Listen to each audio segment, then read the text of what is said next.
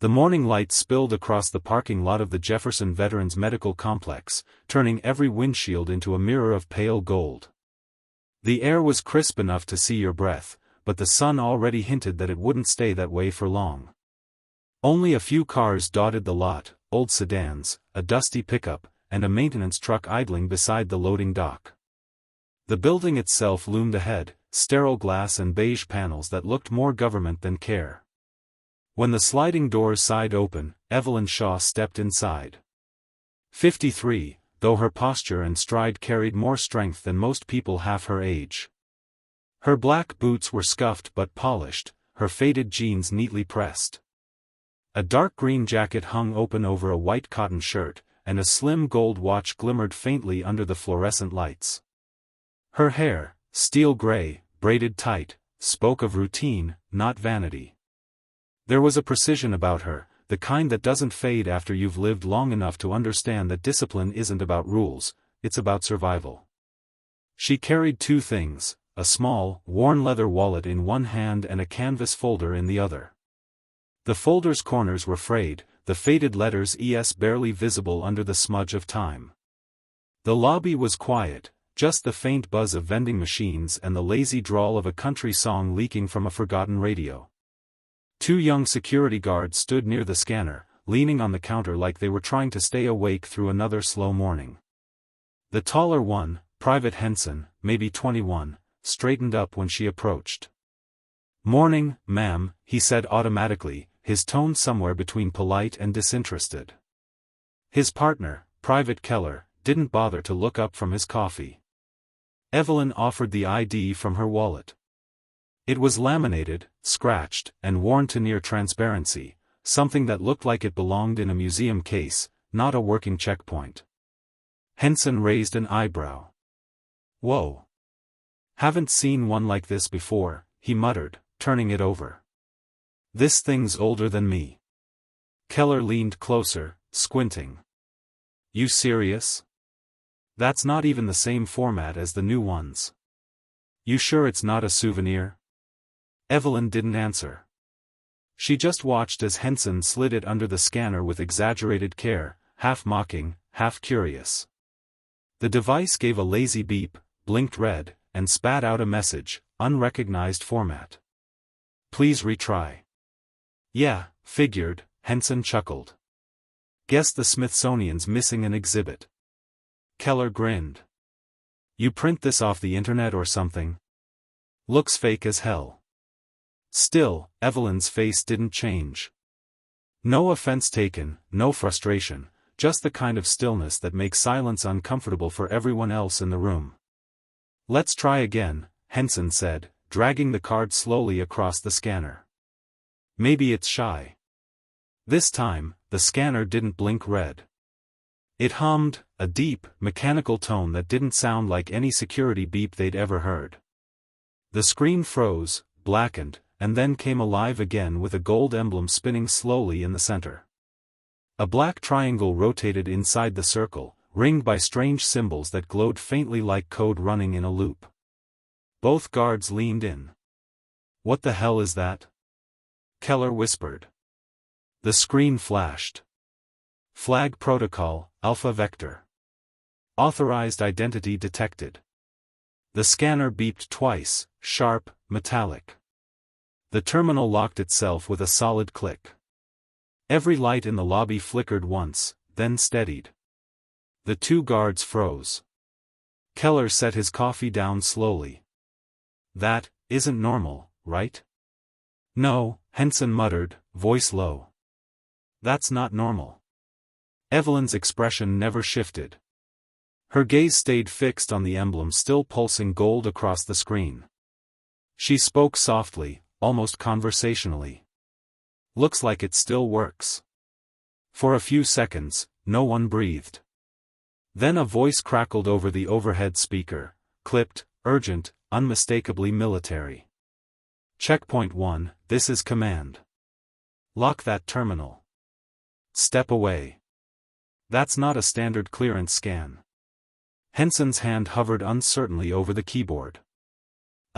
Command, we might have just, Step away from the scanner," Private. Now.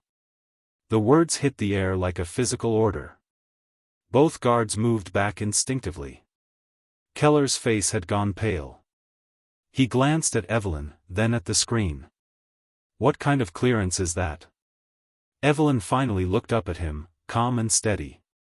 The kind that doesn't expire. Down the corridor, a red light started flashing. Doors began sealing shut with quiet hydraulic hisses. The building that had felt like a sleepy federal office seconds ago was suddenly awake, every camera pivoting, every hallway coming alive with motion. And through it all, Evelyn Shaw stood perfectly still, watching the world around her react to a name and clearance they thought no longer existed. The humming from the scanner deepened, vibrating faintly through the counter. Henson backed up another step, his fingers twitching near his radio. "This can't be right," he murmured. Keller didn't reply. His eyes were locked on the display as a second line of red text burned onto the screen. Security override. Notify command authority. Protocol, Alpha Vector. The words pulsed once. Then the screen went dead. Silence rolled through the lobby like a physical weight. Private Henson, the intercom barked again, sharper this time. "Do not engage the subject. Command is en route." "Subject?" Keller whispered. "They mean her." Evelyn stood quietly, her hands folded loosely in front of her, as if she'd seen this kind of chaos 100 times before. Her calmness made the air feel heavier. Down the corridor, amber lights began strobing along the ceiling. An automated voice followed. "Security lockdown in progress. Please remain in your designated areas." The guards exchanged a look that hovered between fear and disbelief. Keller whispered, "Did we just trigger something classified?" Before Henson could answer, a side door slammed open. A man in his late 40s, stocky and broad-shouldered, strode into the lobby in a tactical vest marked Security Forces. His badge read Sergeant Major Ron Delaney, the kind of man who looked like he'd rather be anywhere but dealing with kids who just tripped a classified system. "What the hell's going on?" he demanded. Henson snapped to attention so fast his chair almost toppled. "Sir, the card, sir." She handed it to us, we scanned it, and it activated something. Delaney's eyes flicked to the frozen screen, then to Evelyn. "Ma'am, I'm going to need you to hand me that ID." Evelyn didn't move. "You already scanned it, Sergeant Major. It's doing what it was designed to do." He frowned, that slight edge of command irritation slipping into uncertainty. "And what's that exactly?" Before she could answer, the scanner lit again, uncommanded. The gold emblem reappeared, now spinning faster, its light casting faint reflections on the polished floor. New text scrolled across the screen in red. "Alpha clearance confirmed. Command authorization required. Courtesy protocol, active." Delaney's breath caught. His tone softened without him meaning to. "Courtesy protocol." Behind him, the guards shifted uneasily. Nobody spoke. From the far end of the hallway came the sound of boots on tile, precise, clipped, confident. 2 military police officers appeared, one male, one female, both in immaculate uniforms.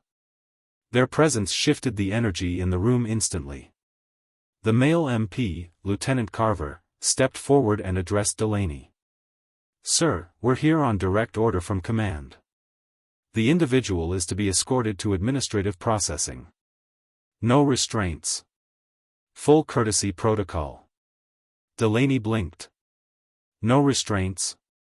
You're not even going to verify?" "Already verified," Carver said, his voice firm but respectful. "Command confirmed identity within 90 seconds of activation." The female MP approached Evelyn, not with caution, but deference. "Ma'am," she said softly, "if you'll come with us, please." Evelyn nodded once. "Of course." The 2 MPs didn't touch her. They simply walked at her sides, maintaining a respectful distance as they led her down the corridor. She moved without hesitation, every step measured, precise. The silence that followed her was heavy, reverent. Delaney turned toward his guards, his jaw tight. "You two, don't say a damn word about this." "Not one." Keller swallowed. "Sir, who is she?" Delaney didn't answer immediately. He watched the corridor where Evelyn had disappeared, then muttered under his breath, "Someone whose clearance could bury every one of us if she wanted to." From behind the reinforced glass booth, the control officer, an older civilian who'd been watching the entire thing unfold, spoke quietly, his eyes never leaving the glowing emblem still spinning on the frozen screen. "She's not in the system," he said. Delaney frowned. "What do you mean?" "I mean," the man said, leaning forward, voice almost reverent, "she's above it." The camera feed flickered.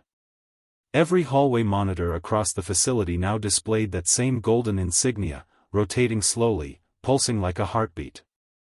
In the administrative wing, Evelyn Shaw sat alone in a glass-walled conference room, hands folded calmly on the table as the building around her thrummed with nervous energy. Staff whispered in corners. Officers double-checked protocols that didn't exist in their manuals. Outside the glass, the young guards who'd mocked her ID stood frozen near the hallway, watching through the reflection of their own disbelief. Evelyn didn't look at them. She just waited, quiet, steady, certain. The kind of waiting that comes from experience. The quiet inside the administrative wing felt unnatural, like a breath being held too long. Phones had stopped ringing. Typing had stopped. Even the hum of the vending machine in the corner sounded cautious. Evelyn Shaw sat at the glass conference table, posture straight, hands relaxed. The golden emblem still pulsed slowly on the monitor across from her, hypnotic, alive, and unignorable. Outside, the hallway was crowded with silent onlookers pretending not to stare. Then came the sound that broke the stillness, sharp, rhythmic, decisive. Boot steps. Every conversation in the hallway died as Colonel Tessa McConnell turned the corner.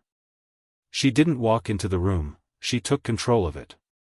Tall, lean, and iron-backed, with silver hair cut to regulation and a flight jacket that still carried the faint scent of jet fuel.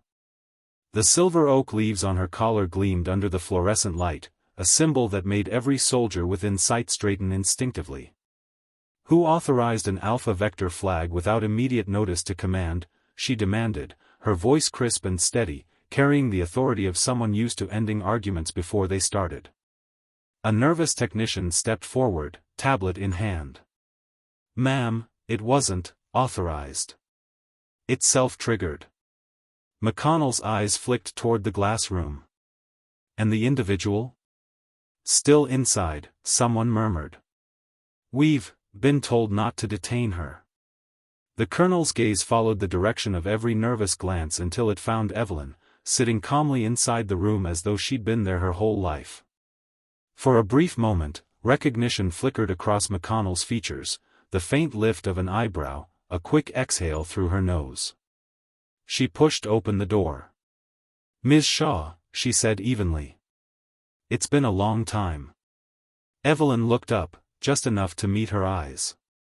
"Colonel McConnell," she replied with a faint smile. "You still make an entrance." "Habit," McConnell said. "Usually helps people listen." She turned slightly toward the window, her voice cutting through the hall beyond. "For everyone else standing out there, this is not a breach, not a malfunction, and definitely not a prank. The system did exactly what it was programmed to do." No one moved. McConnell reached into the breast pocket of her jacket and pulled out a black folder marked with crimson borders, the kind stamped with classified in ink that never fades. She opened it carefully, like a priest opening scripture. "This," she said, showing the front page to the crowd just outside the door, "is a record from an operations branch that no longer officially exists." The page was mostly blacked out, entire paragraphs redacted, only fragments visible. But at the top, perfectly clear, was the same golden insignia still glowing on the monitor. Echo Division, McConnell said softly. Operational codename, Project Atlas. She turned the page toward the two young guards, Henson and Keller, who had found their way upstairs, pale-faced and silent. 6 operatives were ever issued Alpha Vector clearance. 4 confirmed deceased. 1 missing. And the 6th? She looked back toward Evelyn. Is sitting right there. A ripple of disbelief passed through the hallway. Keller's throat clicked as he swallowed hard. Ma'am, we thought. McConnell didn't raise her voice. She didn't need to. You thought wrong. She closed the folder, tucking it neatly away. Effective immediately, Privates Henson and Keller are reassigned to custodial duty until further notice. 600 hours tomorrow. Report ready for instruction in humility. Neither argued. Neither dared. The colonel faced the rest of the room. Everyone else, this conversation never happened. What you saw this morning is classified at a level you don't have the vocabulary to describe. Go back to your posts. People scattered quietly, eager to disappear before anyone thought to remember their names. When the last observer was gone, McConnell turned back to Evelyn, the steel in her tone melting into something more human. You could have called ahead, she said. I wanted to see who'd still answer, Evelyn replied. McConnell chuckled once, the kind of sound that belonged to someone who'd forgotten how to laugh easily. You always did prefer dramatics. I prefer proof, Evelyn said. Systems change. People forget. Not all of us, McConnell said quietly. Some of us made sure your clearance stayed active, just in case. Evelyn looked out through the glass wall. Looks like you were right to. Outside, the facility was slowly returning to motion, but nothing felt quite normal. Radios still hissed with encrypted chatter. Maintenance staff whispered about rumors they'd never repeat aloud. Somewhere in the building, the words, Alpha Vector, were already becoming legend. McConnell studied Evelyn for a long moment. You planning to tell me why you came back? Evelyn reached for the worn canvas folder she'd carried in, laying it gently on the table between them. The initials on the cover were faded, but the corners were sharp from being opened and closed countless times. Because something that was buried, she said softly, is starting to move again. McConnell's expression hardened. Project Atlas? Evelyn nodded once. And it's not supposed to exist. Colonel McConnell gestured for Evelyn to follow her. The glass door whispered shut behind them, leaving the conference room empty except for the slowly rotating gold emblem that refused to fade from the monitor. They moved down the corridor together, 2 women whose boots echoed in sync across the polished tile. The staff they passed averted their eyes, suddenly fascinated by clipboards and screens. The air carried that charged quiet that follows a lightning strike, the awareness that something powerful had happened, even if no one fully understood it. I didn't expect to see your name light up a system again, McConnell said, her tone halfway between reprimand and relief. When command flagged your ID, I thought it had to be a glitch. Evelyn kept her gaze ahead. It wasn't a glitch. I needed access. You could have gone through normal channels. I didn't want to leave a trail. That earned her a sideways glance. You always did have a gift for understatement. They turned a corner into a narrower hallway lined with framed photographs, commanders, unit ceremonies, medals pinned to long-forgotten heroes. The sterile walls were bright under fluorescent light, but something about them felt like a mausoleum for ghosts only a few people remembered. Evelyn slowed near one of the portraits, an older man in dress uniform with soft eyes and a quiet smile. General Hammond, she said quietly. McConnell nodded. He's the reason your clearance still exists. He told us not to delete it, said there are names you don't erase, no matter what the paperwork says. Evelyn's voice softened. He listened more than he talked. That's rare in our line of work. McConnell allowed herself a small smile. He used to say, the day we stop listening to the quiet ones is the day we stop understanding why we fight.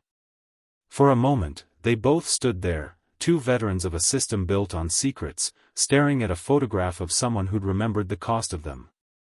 Then McConnell cleared her throat and started walking again. "You said Project Atlas is moving again. You're sure?" "As sure as I can be without proof," Evelyn said. "But the data I've seen, patterns, encrypted transmissions bouncing through old relay channels, someone's waking it up." McConnell frowned. "Atlas was dismantled decades ago." Evelyn's expression didn't change.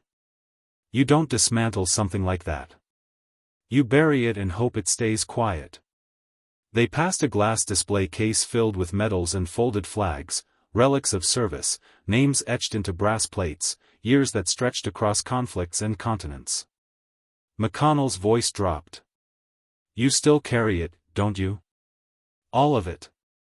Evelyn's answer came after a pause. "Weight doesn't disappear, Tess. You just get stronger carrying it." McConnell gave a small nod. "That sounds like you." They reached a window at the end of the hallway overlooking the main lot. Outside, the morning sun was climbing higher, burning away the chill. The asphalt shimmered. The world looked ordinary again, except it wasn't. McConnell leaned on the sill, crossing her arms. "Those guards from earlier, they're young. Didn't mean harm. Just didn't know better." "They'll learn," Evelyn said. "Or they won't last." "That too." McConnell's eyes softened. "You ever think about teaching? Passing on what you know?" Evelyn's lips curved faintly. "I think about it. Then I remember what happens when people start listening too closely. Still the cynic. Still the realist." They stood in silence for a moment, watching a pair of maintenance workers cross the lot below. Evelyn's truck sat by itself near the visitor spaces, old, clean, and quiet, much like her. McConnell finally said, "There's a debrief room downstairs. I can have clearance reinstated formally, if you want to dig into this Atlas lead." Evelyn shook her head. "Not yet. I didn't come back to rejoin. I came back to remind the system it still owes me an answer." McConnell studied her. "And after that?" "After that, I disappear again." A faint chuckle escaped the colonel. "Somehow, that doesn't surprise me." They turned back down the hallway toward the side exit. Their steps were slower now, the urgency replaced by something quieter, understanding, maybe even respect. At the door, McConnell paused. "You ever need anything, you know where to find me." Evelyn gave a small nod. "Always did." The colonel opened the door, sunlight spilling in. "Take care of yourself, Shaw." "I always do." Evelyn stepped outside into the warm brightness. The air smelled of asphalt, cut grass, and faint engine oil, ordinary, grounding smells after a morning that had shaken an entire building. She walked to her truck, the gold of her watch glinting briefly as she opened the door. Inside, she sat for a moment, watching her reflection in the rearview mirror. Behind her, the VA complex stood silent and still, pretending everything was back to normal. She turned the key. The engine started on the first try. As she pulled out of the lot, she caught sight of two familiar figures near the maintenance shed. Henson and Keller, now wearing gray work coveralls, awkwardly pushing mops into buckets like they weren't sure which end to use. Keller looked up as her truck rolled past. For a second, their eyes met. He raised his hand in a small, almost apologetic wave. Evelyn didn't slow, but she returned a faint nod before turning onto the access road. Inside the building, the emblem finally vanished from the screens. But something lingered, a sense that the world had tilted slightly, that they'd glimpsed something they weren't meant to see. At a third-floor window, Colonel McConnell watched the truck merge into traffic. A young aide stepped up beside her, holding a tablet loaded with reports. "Ma'am," he asked quietly, "what should I log this under?" McConnell didn't look away from the road. Log it as a system test. Resolved without incident. And the visitor? She turned then, her expression unreadable. What visitor? The aide hesitated. The woman with Alpha clearance? McConnell's voice was calm, final. Alpha clearance doesn't exist. Evelyn drove with the window down, the radio humming low, a slow, familiar song from another lifetime. The wind caught her braid and the sunlight painted her face in gold. She didn't smile, but her eyes held something close, the quiet satisfaction of someone who'd reminded the world that respect isn't earned by rank or age. It's earned by remembering who you are, even when everyone else forgets. By noon, the Jefferson Veterans Complex had returned to its routine, or at least the illusion of it. Staff walked the halls with forced normalcy, the hum of printers and coffee machines filling the gaps where whispers had been. But the building still remembered. Every camera lens that had flickered gold that morning now watched a little more carefully. Every security officer checked badges twice.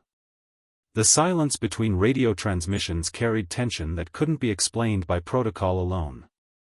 In the basement, behind a locked maintenance corridor labeled electrical, an old data hub sat hidden behind a steel panel.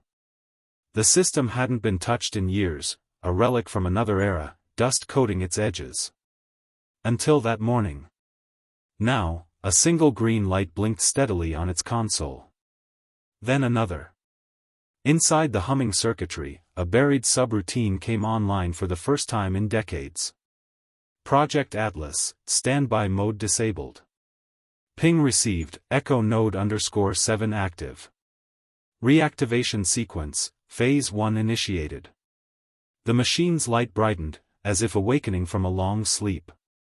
And somewhere, deep in the encrypted network of forgotten operations, a new line of data appeared on a secure feed. User, E. Shaw, access verified. Command override, accepted. Miles away, Evelyn's truck cruised along a quiet highway that cut through the open country. The mountains in the distance shimmered in the heat haze, and her radio played softly, a low, familiar tune from an era before digital anything. Her expression was unreadable, but her eyes were alive, thoughtful, wary, a soldier's mind scanning the horizon even when it looked clear. Her phone vibrated on the console beside her. No caller ID. Just a single word, active. She stared at it for a few seconds, then exhaled through her nose, not surprise, not fear. Something closer to inevitability. She placed the phone face down, turned up the volume on the radio, and kept driving. At the Jefferson Complex, Colonel McConnell stood alone in her office, the blinds half closed against the afternoon glare. She held a folder in her hand, the same one with the red borders she'd shown earlier. It was open now, its pages mostly blacked out. But near the bottom of one sheet, barely visible under layers of redaction, were two words that hadn't faded. Atlas Protocol. Do not reactivate.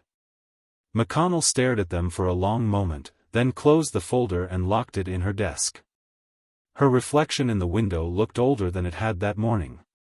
She murmured to herself, God help us if she's right. Night fell over the valley like a soft curtain. Streetlights blinked on one by one. In a nondescript government building several states away, an encrypted terminal came to life on its own. The same golden insignia, a circle with a black triangle, flickered onto the dark screen. Then a voice, distorted and synthetic, echoed softly from a speaker. Atlas Command Online. Awaiting instructions. No one was there to answer. Yet. And far down that quiet highway, Evelyn Shaw kept driving into the deepening dusk, a lone figure in motion, carrying the kind of secrets that never truly die. Her eyes reflected the last orange light of the setting sun as she whispered to herself, almost too softly for anyone to hear. Some things were never meant to stay buried. The road stretched on ahead, open, endless, waiting.